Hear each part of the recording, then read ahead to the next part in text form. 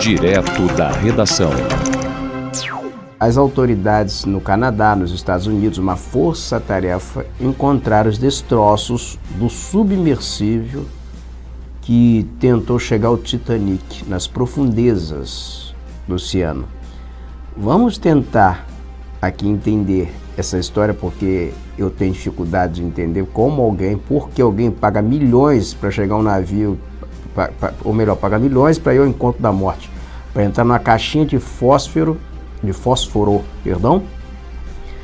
paga milhões para entrar numa caixinha de fósforo para chegar até um navio que ninguém vai conseguir resgatar, que está nas profundezas e que já não diz mais nada. Vamos aqui entender na reportagem de Pedro Moreira.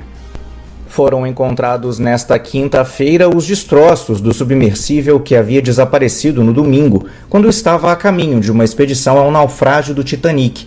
Nenhum dos 5 ocupantes sobreviveu. A informação foi repassada pela Guarda Costeira dos Estados Unidos. Um robô não tripulado, lançado de um navio canadense, encontrou os destroços do submersível pela manhã.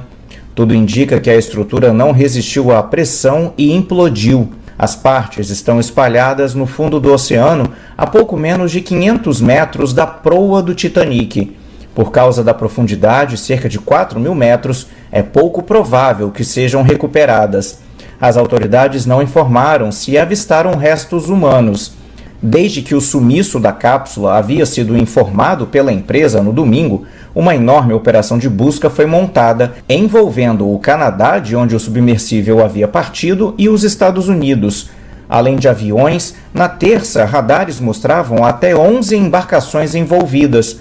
Nesta quinta, havia chegado à área um navio francês, equipado com um robô não tripulado, que pode atingir até 6.000 metros de profundidade. E outro equipamento similar havia sido mandado de avião do Reino Unido também hoje mais cedo. A OceanGate oferecia as expedições aos destroços do Titanic a bordo do submersível Titan desde 2021. O submarino era experimental, sem nenhuma certificação oficial. O custo do passeio era de cerca de R$1.200.000 por passageiro, que assinava um termo reconhecendo os riscos envolvidos. Acredita-se que na última expedição, os pagantes eram o bilionário britânico Hamish Harding, o executivo anglo-paquistanês Shanzada Dawood e o filho dele, Suleiman Dawood. Provavelmente como convidado estaria o explorador francês especialista no Titanic, Paul-Henri Narguillet. O quinto a bordo era o fundador da OceanGate, que pilotava o submersível Stockton Rush. Da TV Brasil para a Rádio Nacional, Pedro Moreira. Você observa o seguinte, é o tamaninho do submarino. Não tem conforto nenhum, foi todo mundo espremidinho aí dentro, até as profundezas do mar, para tentar ver de perto o Titanic. Uma embarcação que naufragou e até Oliver Stone produziu um filme que foi um sucesso, o Titanic, estrelado por Leonardo DiCaprio. Aí pagou R$1 milhão, o equivalente a isso. Pagou em dólar, mas o equivalente a R$1 milhão, para visitar, para olhar, fazer ali um tour pelo que restou do Titanic. Isso aí é uma demonstração do seguinte, assim, tem coisas que nos ensina. Primeiro, águas passadas não movem moinhos, já dizia o Cartola. O Cartola já falava isso. Água passada não move moinho. E segundo, não tente voltar ao passado. Não tente voltar ao passado, é que muitas vezes você vai voltar, você vai detonar problemas, e aí quem foi aí pagou para ir ao encontro da morte. E teve gente que escapou disso. Ao olhar o tamanho da coisa, ver o tamanho da loucura, pulou fora, eu tô fora. Vamos citar como exemplo aqui o empresário Chris Brown, de 61 anos. Segundo aqui uma reportagem, ele desistiu de embarcar no submersível da OceanGate ao perceber que o veículo não oferecia a segurança necessária. Você sabe qual era como que se conduzia, como é que era conduzido o submersível? A manetezinha de videogame. Assim, o tamanho da loucura era monumental. E segundo aqui, reportagem, eu vou citar, eu tenho muito medo de me basear apenas em reportagem. Tenho muito medo, porque nessa hora se mistura fake news, é difícil a gente distinguir o que é ficção e o que é realidade. Mas segundo algumas reportagens, o submersível ele era parafusado por fora, então se as pessoas tentassem escapar, não tinha nem escotilha para escapamento. E quando as pessoas se regressassem, teria que desparafusar o negócio para as pessoas desembarcarem. E vamos aqui ao que há de mais cruel.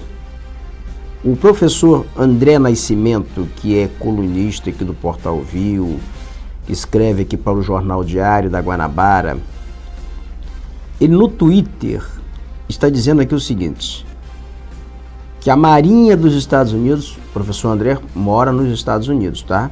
Então o que o professor André está escrevendo aqui no Twitter? Eu vou aqui entre aspas, vou ler o que ele escreve, abre aspas.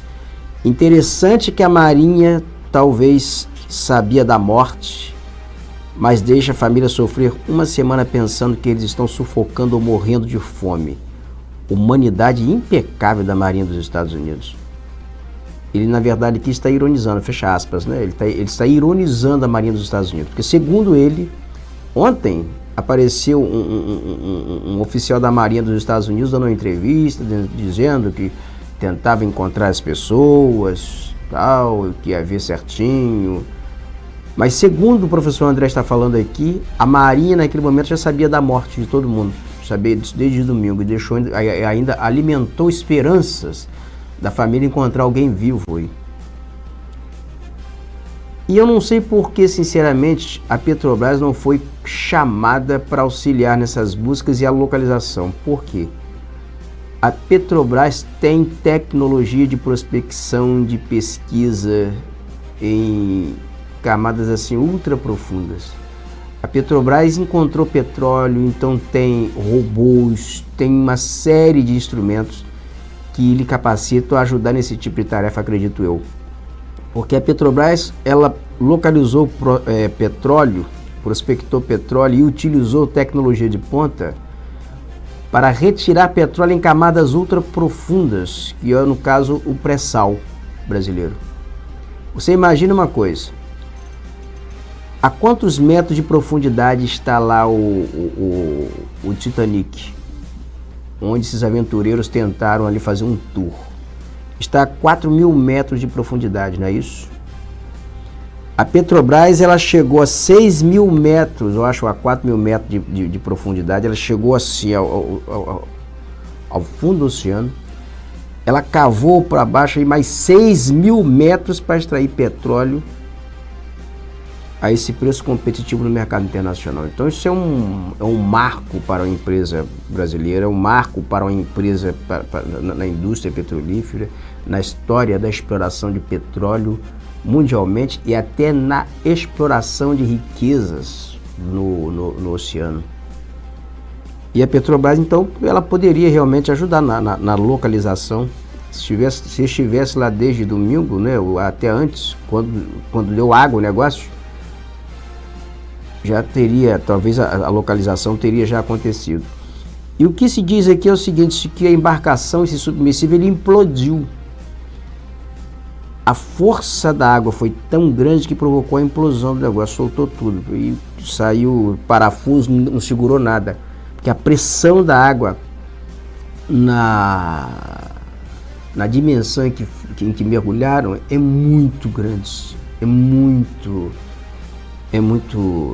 forte.